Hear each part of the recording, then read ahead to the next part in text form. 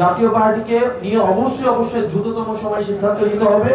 আমাদের এই গণতান্ত্রিক উত্তরণের পথে জাতীয় পার্টি বাধা হয়ে দাঁড়াচ্ছে। যারা আওয়ামী লীগকে ফিরিয়ে আনার আলাপ দিচ্ছেন, আওয়ামী লীগ কি আসবে কি আসবে না, নির্বাচন করবে কি করবে না, এটা হচ্ছে ফাঁসি হওয়ার পরে আমরা সেই বিষয় নিয়ে আলোচনা হইতে পারে। এই নির্বাচনের পূর্বের যতগুলো প্রক্রিয়া রয়েছে, আমরা এই প্রক্রিয়াগুলোকেও গণতান্ত্রিক করার চেষ্টা করছি, যাতে করে সবার সম্পৃক্ততা থাকে এবং সবচেয়ে যোগ্য মানুষটি উঠে আসে তার এলাকা থেকে সংসদে প্রতিনিধিত্ব করার জন্য।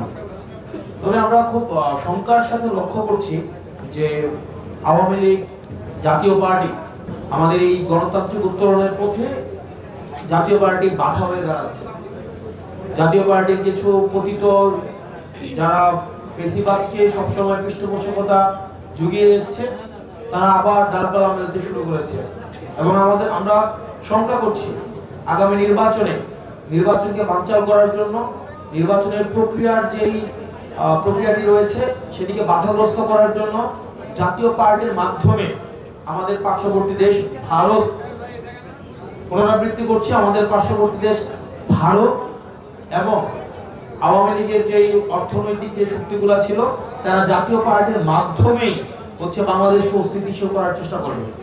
সেজন্য নির্বাচন কমিশনকে দ্রুততম সময়ে জাতীয় পার্টি নিয়ে সিদ্ধান্ত নিতে হবে। যারা এই ফেসিবাদকে পৃষ্ঠপোষকতা জুগিয়েছে, আমাদের বিগত ভোটবিহীন, মানুষের অংশগ্রহণবিহীন নির্বাচনকে যারা বৈধতা উৎপাদন করেছে, এই জাতীয় পার্টি হচ্ছে ভারতের একটা এক্সটেনশন, আওয়ামী লীগের একটা এক্সটেনশন। জাতীয় পার্টির বিষয়ে চূড়ান্ত সিদ্ধান্ত নিতে হবে এবং জাতীয় পার্টির কিছু মানুষ আছে যারা গণমাধ্যমে বিভিন্ন বিভ্রান্তিকর তথ্য ছড়াচ্ছে। আমরা গণমাধ্যমের প্রতি আহ্বান জানাবো, আপনারা যখন তারা যখন কথা বলে বা তাদেরকে আমরা আহ্বান জানাবো, আমরা গণতান্ত্রিক পরিবেশকে সমুন্নত রাখতে চাই। কোনো অসত্য, বিভ্রান্তিকর, দেশকে অস্থিতিশীল পরিবেশ তৈরি করে ফেসিবাদকে আবার রিহেবিলিটেট করে এমন ধরনের কার্যক্রম থেকে আমাদের সবারই বিরত থাকা উচিত এবং জাতীয় পার্টিকে নিয়ে অবশ্যই দ্রুততম সময়ে সিদ্ধান্ত নিতে হবে। না হয় নির্বাচনী পরিবেশ বিঘ্নিত ঘটলে এই দায় সরকারকে নিতে হবে, এই দায় নির্বাচন কমিশনকে নিতে হবে।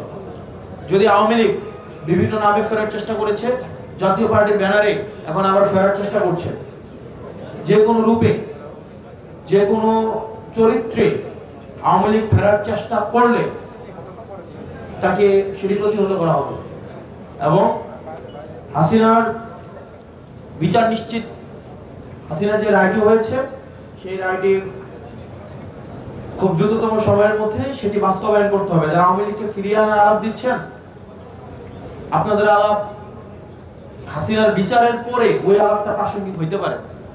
আগে ফাঁসিটা হোক, ফাঁসির হওয়ার পর আমরা এটা বিবেচনা করব যে আমরা হচ্ছে আওয়ামী লীগ কি আসবে কি আসবে না, নির্বাচন করবে কি করবে না, এটা হচ্ছে ফাঁসি হওয়ার পরে আমরা সেই বিষয় নিয়ে আলোচনা হইতে পারে।